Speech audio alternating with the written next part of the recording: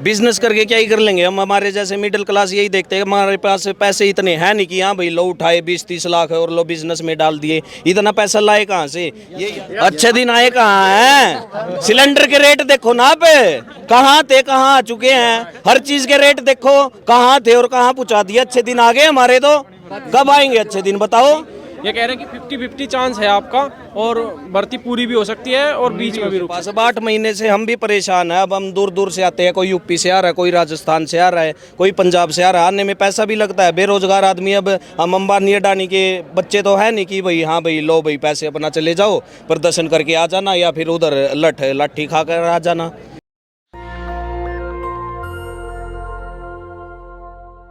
नमस्कार, मैं ज्योति और आप देख रहे हैं नेशनल दस्तक। दरअसल इस वक्त मैं जंतर मंतर पर मौजूद हूँ और पिछले कई दिनों से मैं आपको दिखा रही हूँ कि इस देश का युवा बेरोजगार है और कितना परेशान है। जहाँ सरकार के ये दावे थे, 24 के चुनाव भी नज़दीक हैं, सरकार ने कहा था कि हर साल तकरीबन 2 करोड़ रोजगार दिए जाएंगे। वो नारे कितने खोखले हैं। इस वक्त आप कैमरामैन से रिक्वेस्ट करूँगी कि आपको चारों तरफ दिखाएं। ये तमाम लोग जो यहाँ पर एकजुट हुए हैं, ये हमारा देश का भविष्य कहे जाने वाला युवा है, साफ तौर पर जो इन दिनों सड़कों पर उतरा हुआ है रोजगार के लिए। पोस्टर की तरफ एक बार आप नजर डालिए कि पंजाब हरियाणा वॉचमैन ज्वाइन दो। पेपर क्वालिफाई है, फाइनल लिस्ट में रिजल्ट आ चुका है, फिजिकल भी क्वालिफाई है। सवाल ये है कि ज्वाइनिंग कब दी जाएगी, और ज्वाइनिंग ना देने का कुछ पुख्ता कारण इन लोगों को नहीं बताया जा रहा। और ये वॉचमैन के लिए इन लोगों ने, तमाम जो युवा हैं, इन लोगों ने भरा था। क्वालिफाई करने के बावजूद आखिरकार नौकरी क्यों नहीं, ये बड़ा सवाल है। यहाँ पर कई तादाद में लोग हैं, मैं एक एक करके सभी से बातचीत करूँगी। क्या नाम है आपका? मेरा नाम सौरभ है। सौरभ, कहाँ से आए हैं आप? मैं डिस्ट्रिक्ट संभल से आया हूँ, यूपी से। जंतर मंतर पर आने का क्या कारण है? हमारा आने का कारण ये है कि हम लोग 1240 सेलेक्टेड कैंडिडेट्स हैं एफसीआई पंजाब और हरियाणा वॉचमैन के, और ये 2021 में रिक्रूटमेंट निकले थे। उसके बाद इसका रिटर्न भी हम लोगों का क्लियर है, फिजिकल भी क्लियर है और मेरिट भी लग चुकी है, मगर हमें ज्वाइनिंग नहीं दी जा रही है और इसलिए हम लोग मानसिक तौर पे बहुत परेशान हैं। इसलिए आज ज्वाइनिंग न देने का कुछ ना कुछ कारण तो बताया होगा आप लोग? कोई कारण हमें नहीं दिया जा रहा। हम लोग हेडक्वार्टर जाते हैं, मिनिस्ट्री भी गए हैं बच्चे, तो उनसे ये कह दिया जाता है कि आपको साइट विजिट करते रहिए, साइट पे आएगा जो कुछ भी आएगा, और हमारे ऊपर फोर्स बल का प्रयोग किया जाता है और हमें वहाँ से हटा दिया जाता है। लाठी चार्ज हम पे कर दिया जाता है। लाठी चार्ज किया गया है आप? कई बार हम लोगों के साथ हुआ है, कई सारे लड़के हमारे साथ हैं जिनके ऊपर लाठी चार्ज किया गया है, तो हम लोग वहाँ से फिर हटना पड़ता है। तो कुछ तो बताते होंगे। और फिर अब तो सरकार ये कह रही है कि आखिरकार सरकारी नौकरी के पीछे क्यों पड़े, आत्मनिर्भर बनिए। मैम आत्मनिर्भर बनिए, मगर हम लोगों ने अपना इतना समय लगाया है पढ़ाई में, और हम लोगों के पास ग्रेजुएशन है, डिग्री लेके बैठे हैं, तो हम लोग, और फिर ये हम पढ़े ही क्यों? फिर हम एक सवाल ये भी उठता है ना कि हम लोगों ने पढ़ाई करी तो फिर हम लोगों को इधर ही आना है। अगर हमें काम ही करना होता तो हम बचपन से ही लग गए होते कामों में, तो ये बात भी है। तो सरकार अभी कुछ बता रही है, क्योंकि आप बता रहे हैं तमाम जगहों पर गए, प्रदर्शन भी किए हैं, लाठीचार्ज हुए, तो कुछ वहाँ से आश्वासन मिला आपको? कोई आश्वासन नहीं। हम लोग लिखित में देते हैं तो हमारी वो रिसीविंग कर ली जाती है, मगर उसके ऊपर कोई कार्रवाई नहीं हो रही। लिखित तौर पर हमसे ले लेते हैं कि हाँ तुम्हारी कार्रवाई कर देंगे, मगर कोई कार्रवाई नहीं हो रही है। ज्वाइनिंग अब नहीं मिलेगी तब क्या करेंगे? अब वही तो सोचना है, उसी तो हम संकट में फंसे हुए हैं कि हम लोगों की उम्र भी निकली जा रही है, हम लोग ओवर एज होते जा रहे हैं, और इस वजह से हमारा दूसरे एग्जाम्स में मन नहीं लग रहा है, क्योंकि हम लोग रोज़ इसी में रहते हैं कि आज आएगी डेट, आज आएगी डेट। 10 दिन का समय दिया जाता है, 12 दिन का समय दिया जाता है, ऐसे करते करते हम लोग अपना समय बेकार करते जा रहे हैं। कहाँ से आए हुए हैं, कहाँ से आए हैं आप? मैं हरियाणा से आया हूँ। आप कहाँ से आए? राजस्थान। यूपी। राजस्थान। राजस्थान। यूपी से। देखिए, राजस्थान, यूपी, हरियाणा, तमाम जगहों से आए हुए हैं, और साफ तौर पर समस्या सबसे बड़ी ये है कि इन लोगों को बस मात्र ज्वाइनिंग देनी थी, तब दिक्कतें आ गई, क्योंकि इन लोगों ने फिजिकल और मेडिकल सब कुछ क्वालिफाई करके यहाँ तक पहुँचे। क्या कहना चाहेंगे? क्या नाम है आपका? मेरा नाम अभिमन्यु है जी। अभिमन्यु, क्या कहोगे आप? हम यही कहना चाहते हैं कि भाई हमारी जो समस्या है उसको हल किया जाए और हमें ज्वाइनिंग किया जाए। और ज्वाइनिंग नहीं मिली तब क्या करेंगे, क्योंकि आसार तो लग नहीं रहे हैं? हमें अंधेरे में क्यों रखा जा रहा है? हमें फाइनल तो बता दे भाई, होगी या नहीं होगी, क्लियर तो बता दे। अच्छा, अगर क्लियर बता दिया नहीं होगी तब क्या करने वाले हैं? करना क्या, फिर अपना और कुछ देखेंगे, अपनी और कुछ जो भी हमारी टिके रहेंगे, हम और कुछ करेंगे। अच्छा, कुछ एज क्राइटेरिया तो होता होगा इसका भी? एज हो रहे मैम, सब बच्चे अब कहाँ जाएंगे, क्या करेगा आगे? कोई भर्ती भी नहीं मार सकते, किसी पेपर में नहीं बैठ सकते, अब क्या करेगा आगे चलेगा? जब 7 महीने से हम बहुत ही दुखी हो चुके हैं। 2017 से भर्ती निकली थी, अच्छा, 2017 की भर्ती है, 2023 तक पूरी नहीं हो पा रही है। 17 में निकली थी, 17 में भरा है तमाम लोगों ने। हाँ 17 में भरा था, लेकिन वो कैंसिल करके दोबारा से 2021 में निकाला गया था, अक्टूबर 2021 में रिक्रूटमेंट। तो क्वालिफाई कब कर लिया था आप लोगों ने? क्वालिफाई दिसंबर में और नवंबर में हो गया था हमारा 2022 में क्वालिफाई कर लिया था। उसके बाद जॉइनिंग का कोई वो ही नहीं है। 26 दिसंबर को हमारा फाइनल रिजल्ट दे दिया था पंजाब हरियाणा वालों का। उसके बाद तब से हम चक्कर काट रहे हैं बार बार हेडक्वार्टर के। कुछ तो बता रहे होंगे ना कि नौकरी की किल्लत है, कुछ तो समस्या बताई होंगी। कोई समस्या नहीं बताई हमें अंडर बोलते हैं जब वहाँ पे जाते हैं तो अंडर प्रोसेस है आपकी वैकेंसी और चल रही है कार्रवाई, ऐसे बोलते हैं। और फिर कब तक चलेगी? आपने सवाल नहीं किया कि ये कब तक चलेगा और फिर मैं आगे? ये कहते हैं कि साइट पे बने रहो, ये वो मतलब गुमराह कर रहे हैं जी। और कोई साहब आके ये भी कह रहे थे, कौन थे वो IPS की रैंक के, कि 50-50 चांस है, नाम मेरे ध्यान नहीं है जी।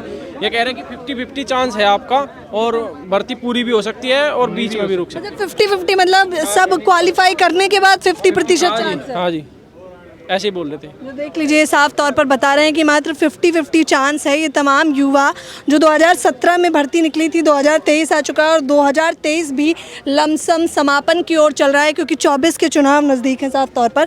तो देखिए ये लोग कितना परेशान है। क्या नाम है आपका? विकास। विकास, कहाँ से आए हो? पानीपत। पानीपत से इतनी दूर प्रदर्शन करने आए हो, लग रहा है कि सफल होगा? लग तो नहीं रहा, क्योंकि हम 7-8 बार पहले भी आ चुके हैं। 8 महीने भर्ती को बीच में अटके ही हो चुके हैं। आश्वासन दे देते हैं 1 महीना 2 महीना 15 दिन। अब पिछली बार 15 दिन पहले गए थे हम हेडक्वार्टर पर, उधर बोल दिया हाँ भी 15 दिन बाद आना, 15 दिन तक आपका हो जाएगा समाधान। 15 दिन बाद आए, सीधा बोल दिया अपनी जंतर मंतर की परमिशन लो, कि उधर पुलिस वाले पीछे पड़ जाते हैं। तमाम युवा किधर जाएंगे? पूछा नहीं जंतर मंतर आने से क्या होने वाला है, प्रदर्शन देने से क्या होगा? कुछ नहीं होगा बोल रहे हैं, बस अपना बैठो, जो समाधान होगा तब की देखी जाएगी। अभी तो बस ऐसे ही बीच में ही बहकावा दिया जा रहा है सरकार द्वारा। मतलब पूरा देश प्रदर्शन करने पे मजबूर है, लेकिन कुछ समस्या का समाधान नहीं है। कोई समाधान नहीं है इनके पास। अब 8 महीने से हम भी परेशान हैं। अब हम दूर दूर से आते हैं, कोई यूपी से आ रहा है, कोई राजस्थान से आ रहा है, कोई पंजाब से आ रहा है। आने में पैसा भी लगता है, बेरोजगार आदमी। अब हम अंबानी अडानी के बच्चे तो है नहीं कि भाई हाँ भाई लो भाई पैसे अपना चले जाओ, प्रदर्शन करके आ जाना या फिर उधर लाठी खा कर आ जाना। क्या करेंगे? परिवार से किस प्रकार का दबाव है? क्योंकि एक समय सीमा होती है उम्र की, उसके बाद कहते हैं नौकरी है, फिर आगे भविष्य भी है। देखो जी, अपने भविष्य की सब कोई चिंता रहती है, खासकर हम लोगों को तो है। अब इनमें से ज़्यादातर बच्चे ऐसे हैं जो 24-25 साल के हो गए हैं, 27-27 साल के भी हैं, जिनकी उम्र निकली जा रही है। आगे अपना भविष्य भी तो देखना है हमें, सेटल भी तो करना है हमको अपना फ्यूचर। अब तब फ्यूचर ही सिक्योर नहीं है हमारा अभी तक, तो क्या कर सकते हैं हम बताओ? तब बेरोजगार आदमी क्या करेगा ज़्यादा से ज़्यादा? अच्छा, परिवार का किस प्रकार से दबाव है आप लोग पे? मानसिक दबाव किस प्रकार से? मानसिक दबाव तो यही है कि हाँ भाई जल्द से जल्द नौकरी मिले, नौकरी मिलेगी तो आगे फ्यूचर सिक्योर होगा। अब तब फ्यूचर ही सिक्योर नहीं, आगे की तो क्या ही सोचेंगे हम? अब बताओ, 12th कर ली, पेपर दे दिया, BA भी कर रहे हैं, MA भी कर रहे हैं कुछ बच्चे, पेपर दे दिया, हाँ भाई फिजिकल करो, कहीं टाइपिंग करो, कहीं भर्ती कैंसिल कर देते हैं, कहीं पेपर हार्ड आता है, नहीं निकल पाते। जो पेपर निकल पाते हैं उनमें भर्ती उठाकर कैंसिल कर दी जाती है। मतलब ज्वाइनिंग के समय तो परिवार में खुशी का माहौल रहा होगा जब ज्वाइन? अभी तब फाइनल रिजल्ट आया, सभी खुश थे, सबको बता दिया कि हाँ भाई चलो लग गया बच्चा, सभी को चारों तरफ खुशियाँ ही खुशियाँ थी। तब पता लग रहा है 50-50 चांस, अभी सबके चेहरे उतरे हुए हैं। तो बताओ, एक परिवार का बच्चा और माँ बाप क्या करेंगे ज़्यादा से ज़्यादा? तब हमारा फिजिकल क्लियर हो गया, फाइनल लिस्ट जारी कर दी गई है। या तो पोस्ट निकाल लो ही मत, अगर जो पोस्ट निकाल रहे हो तो टाइम पर रोजगार तो दो बच्चों को। कह रहे हैं सरकार से सवाल करने पे वो कहते हैं रोजगार क्यों मांगते हैं आप लोग, रोजगार देने वाले बन जाइए, कुछ बिजनेस वगैरह करिए, ना मिले तो पकौड़ा तल लीजिए। बिजनेस करके क्या ही कर लेंगे हम? हमारे जैसे मिडिल क्लास यही देखते हैं, हमारे पास पैसे इतने हैं नहीं कि हाँ भाई लो उठाए 20-30 लाख और लो बिजनेस में डाल दिए। इतना पैसा लाए कहाँ से? यही आश्वासन हमारा तो हाँ भाई छोटी मोटी नौकरी कर ली, अपना भाई परिवार को चला लिया बस, और इससे ज़्यादा क्या ही कर सकता है मिडिल क्लास फैमिली वाला बंदा? जब रोजगार नहीं देने का था, पकौड़ा तालने का था, तो ये वैकेंसी निकाली काहे के लिए? वैकेंसी निकाली, हम लोग क्वालिफाई हुए, फाइनल लिस्ट तक गए, तो क्यों किया? पहले ही नहीं निकालता वैकेंसी तो हम लोग नहीं यहाँ अप्लाई करते, नहीं आते यहाँ धरना देने। बीजेपी सरकार मुर्दाबाद मुर्दाबाद, मोदी सरकार मुर्दाबाद मुर्दाबाद, हमको ज्वाइनिंग चाहिए, ज्वाइनिंग दो, ज्वाइनिंग दो, ज्वाइनिंग दो। अच्छा, आप लोग अब ज्वाइनिंग लेकर ही जाएंगे क्या जंतर मंतर से? बिल्कुल, अभी ज्वाइनिंग लेकर जाएंगे। अभी तो शांतिपूर्वक हमारा ये चल रहा है, स्ट्राइक चल रही है। नहीं दिया तब क्या कर लेंगे? नहीं दिया आगे की फिर रणनीति बनाएंगे। जान देंगे। नौकरी के लिए जान दे। बाप कर्जा बहुत हो गया है इस पढ़ाई के, इसीलिए कराएं कि लड़का हमारा जाकर कुछ कपार उतारेगा। ले लेके इधर उधर से पढ़ाएं। हम लोग क्या करें अब? जो फाइनल मेरिट लेकर उनको लगता था कि नहीं मेरा पूरा हो गया सपना, आज हम लोग को यहीं पर रख दिया तो हम लोग क्या जाने ना देंगे? अब क्या करेंगे? घर क्या जाएंगे? मतलब कर्जा ले लेकर पढ़ाई करिए आप लोग। हाँ, सब कृषक नीच परिवार के सब लोग हैं यहाँ पर, किसान परिवार के सब। आपको भी पता है कोचिंग में कितना पैसा लगता है। पैसा अब पढ़ा तो मिलता नहीं हमें, लो भाई हाँ भाई पढ़ा है, पैसा उठा लिया और कोचिंग में दे दिया। कोचिंग वाले भी कहीं 10,000, कहीं 20,000, कहीं लाख 1.5 लाख भी मांगे हैं। हम खुद ICS कोचिंग सेंटर पर गए हैं। अच्छा, क्या दूसरे पेपर की तैयारी करने योग्य हैं आप लोग? मतलब मानसिक रूप से इतना प्रिपेयर हैं कि दूसरी तैयारी कर सकते? मैं 8 महीने हो चुके हैं, मानसिक रूप से बिल्कुल इतना ज़्यादा दबाव है ना, तो कंसंट्रेशन हो रहा है किसी पढ़ाई को लेकर। अब या तो ये बोल दिया भाई कि कैंसिल होगी स्वीकार कर पाएंगे आप कैंसिल हो गई? करना पड़ेगा, वरना क्या आधे बच्चे मरेंगे, आधे नहीं मरेंगे। मरना पड़ेगा। जब इसी जॉब में नहीं नौकरी दे रखी, इसी डिपार्टमेंट में नहीं, तो और पेपर की क्यों तैयारी करेंगे? उसमें भी ऐसे ही होगा हमारे साथ। और पेपर की फिर हमको क्यों? मोदी सरकार से उम्मीद हट जाएगी। जो ये नारा दे रहे हैं रोजगार देंगे, बिना खर्चा बिना पर्ची का रोजगार देंगे, वो आश्वासन बिल्कुल ही बच्चों का हट जाएगा। और बच्चा क्या करेगा? जैसे राजस्थान में कोटा में दिल्ली वेज कमरों में सुसाइड होते हैं, फांसी खाते हैं, ऐसे ही 2014 में सरकार आई थी और आप लोगों ने तो 2017 में भर्ती के लिए भरा है। मतलब अच्छे दिनों में भरा था आप लोगों ने। अच्छे दिन आए कहाँ हैं? सिलेंडर के रेट देखो ना पे, कहाँ थे कहाँ आ चुके हैं। हर चीज के रेट देखो कहाँ थे और कहाँ पहुँचा दिया। अच्छे दिन आ गए हमारे, तो कब आएंगे अच्छे दिन बताओ? आप क्या है अच्छे दिन? अमृत काल में जी रहे हैं आप लोग, खुशी मनाइए, अमृत काल चल रहा है। अरे अच्छे दिन तो किसी की भी नहीं आए, खुद सरकार के नहीं आली आज तक, हमारे तो तब आएंगे। अच्छे दिन तो आ गए। ये अच्छे दिन जंतर मंतर पर धरना दे रहे हैं, ये होते हैं क्या अच्छे दिन? कोई पूछने वाला हो सरकार से? पूछो ना कोई, तब कोई पूछने वाला ही नहीं है। अब खुद मोदी जी आकर इतनी गर्मी में बैठ जाएंगे क्या? तब कोई इधर जंतर मंतर पर आएगा, उसी पर तो बीतती है, उन पर नहीं बीत रही ना, बीत तो हम पर रही है। सबसे ज्यादा तो खुश देश में युवा है, क्योंकि सब कुछ बढ़िया मिल रहा है उन लोगों को। कौन युवा? अभी 10 दिन पहले इधर वो थे खिलाड़ी पड़े थे, इधर पहलवान। हाँ पहलवान पड़े थे, उनका क्या कर लिया था उन्होंने? कोई समाधान नहीं हुआ ना। वो तो हमसे तो कई ऊपर हैं, हम तो फिर भी ग्रुप डी वाले हैं। तब उनकी नहीं सुनाई जा रही तो हमारी क्या सुनवाई होगी? यही कहना, बताओ। अब हमारे अच्छे दिन तब आएंगे जब हमें ज्वाइनिंग मिलेगी, क्योंकि हमारे ऊपर सारे लड़कों के ऊपर, बच्चों के ऊपर इतना ज़्यादा परिवार का बोझ है, जिम्मेदारियां हैं हम सबके ऊपर। क्योंकि ऐसे ऐसे परिवारों, किसान परिवार से आते हैं, किसी ने कर्ज लिया है, किसी ने अपना मतलब सेविंग्स हैं सबकी, उसको उजाड़ के तब जाके हमने इतनी पढ़ाई लिखाई नहीं मिलेगी नौकरी तो कर्जा कैसे चुकेगा इस बार? वही होगा मैम, सीधी बात है। जैसे किसान करता है वैसे ही होगा घर वाले। और क्या करेंगे? 7 साल मैंने हो गए तैयारी करते ने, और एक पेपर निकला था और इसी में ये बीच में लटका दिया। मैं क्या करूंगा? मेरे घर वाले का प्रेशर है, पढ़ाई करके। परिवार का दबाव किस प्रकार से आप लोगों को मानसिक तनाव दे रहा है? मानसिक तनाव ये कह रहे हैं घर वाले, मैंने BA कर रखी है, BEd कर रखी है और MA करने लग रहा हूँ, इतना पढ़ा दिया। अब कर रहे हैं, एक पेपर होया था क्लियर, अब कर रहे हैं शादी करेंगे या कमा के लिया। घर के माँ बाप बूढ़े हो गए, मैं कहाँ से लाऊं?